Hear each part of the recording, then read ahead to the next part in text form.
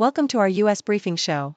Today, we've got some exciting updates straight from the world of politics and economics. First up, President Trump has hit pause on those hefty 50% tariffs on European Union goods, giving trade talks a much-needed breather until July 9. It's a move that hints at a possible thaw in US-EU relations, with both sides eager to find a respectful, mutually beneficial agreement. Next, in the world of steel and industry, Trump announced a big win for US manufacturing.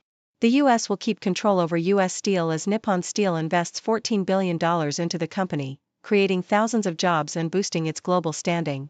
It's a fascinating blend of foreign investment and domestic control, stirring up debates about jobs and ownership. Finally, we look at the bigger picture, America's waning global dominance. Once the unipolar superpower after World War II, the U.S. now faces challenges from rising China and internal political shifts. Experts warn that the future of the liberal international order depends on whether the U.S. can adapt and rebuild its leadership in a more complex, multipolar world.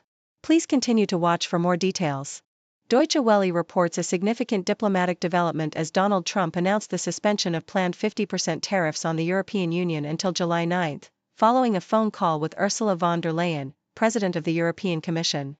This move comes after a tense period of negotiations aimed at averting a full-blown trade war, with Trump initially threatening to impose tariffs on EU goods. The EU responded with retaliatory measures, including tariffs on American steel, aluminum, and cars, but both sides expressed a mutual desire to reach an agreement.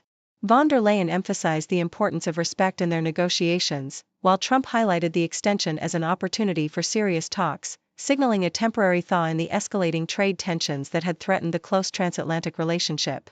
Nikkei Asia details President Trump's announcement that the U.S. will maintain control over U.S. Steel as part of a landmark deal with Nippon Steel, which plans to invest $14 billion into U.S. Steel, including a new steel mill and the creation of 70,000 jobs.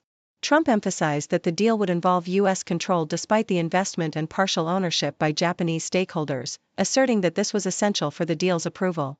The merger would position U.S. Steel as the third-largest steel producer globally, sparking both investor confidence and political concern over foreign ownership and potential job impacts. Trump's statement underscored the political importance of this deal, which has been closely watched on Wall Street, reflecting his administration's focus on bolstering American industry and job creation amid ongoing economic debates. Foreign policy vividly recounts how the United States, after its triumphant Cold War victory, failed to institutionalize a sustainable liberal international order.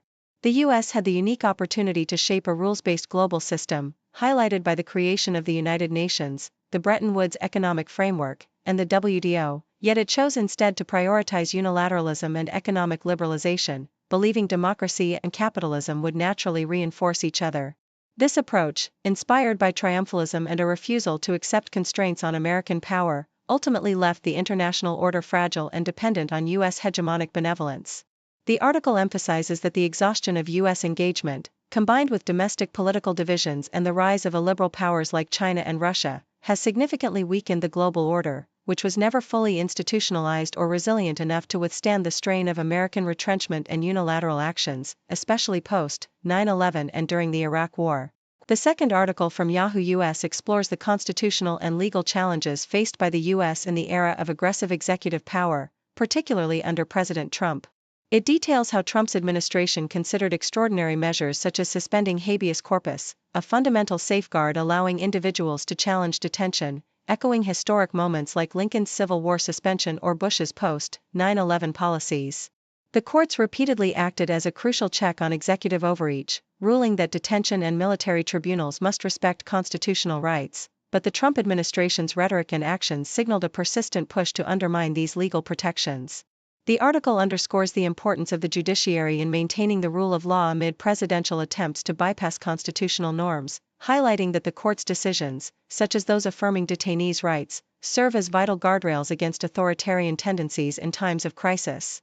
The third article from Yahoo US discusses the current debates over immigration and the potential suspension of habeas corpus under Trump's administration.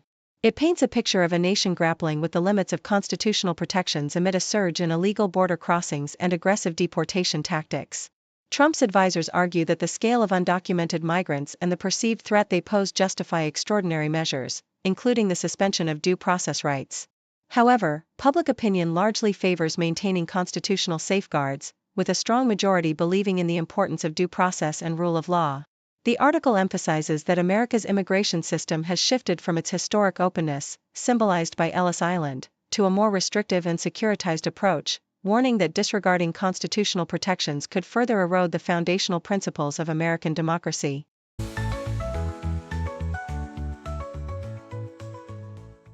Associated Press reports that a violent shooting erupted in Little River, a picturesque beach town in South Carolina, leaving at least 11 individuals injured and rushed to hospitals last Sunday night. The chaos unfolded around 9:30 p.m., with authorities remaining tight-lipped about the identities of suspects or the motive behind the gunfire. Witnesses and investigators noted a surge of victims arriving at medical facilities via private vehicles, hinting at the widespread impact of the shooting. Little River, nestled approximately 20 miles northeast of Myrtle Beach, was shaken by this alarming act of violence, casting a shadow over the tranquil coastal community and leaving residents and visitors alike in shock and concern. South China Morning Post reports that Su Lin, a former senior Chinese economic planner, advocates for a more cautious approach to China's economic growth targets, suggesting a 4% GDP growth rate over the next 5 to 10 years, considering the complex international landscape and internal challenges such as population decline, high debt levels, and sluggish domestic demand. He emphasizes that setting higher targets than the potential growth rate could be unrealistic and potentially harmful, especially amid ongoing U.S.-China strategic rivalry and uncertainties in global markets. Su highlights the importance of structural reforms, including unleashing market forces, expanding private sector participation, and shifting focus toward long-term drivers like the service economy, digital transformation, and green initiatives, which have proven resilient and capable of generating employment, even during economic downturns. He warns against short-term stimulus measures and calls for removing outdated supply-side restrictions, advocating instead for a more open, demand-driven economy that nurtures innovation and consumption. Drawing lessons from mature service economies in Tokyo, Hong Kong, Singapore, and New York, Su envisions these sectors as vital engines of sustainable growth for China in the coming decades, especially as services now comprise nearly half of employment and produce more jobs per GDP unit than manufacturing or agriculture. Amid China's push for modernization and technological advancement under President Xi Jinping, a comprehensive development plan is expected soon, reflecting a strategic shift towards science, technology, and structural reform to secure resilient and balanced growth in the face of mounting global and domestic challenges. Thank you for tuning in. The content above showcases the latest briefing reports and analytical synopses, thoughtfully curated by the 6Do team. These insights stem from a wide array of reputable media outlets, think tanks, government sources, and specialized experts worldwide. We encourage you to explore these sources for a comprehensive perspective. Keep in mind that while the content may not always align with the official standpoint of 6Do Brief, it's not meant to be taken as absolute directives for decision-making. Comprising seasoned media professionals, learned scholars, and accomplished scientists, the 6Do team embodies a trailblazing, fully independent media entity. To customize 6Do Brief to meet your professional needs, you have the option to subscribe to a diverse array of briefings on our website, 6dobrief.com. Regardless of your location, you can conveniently receive 6Do Brief via email.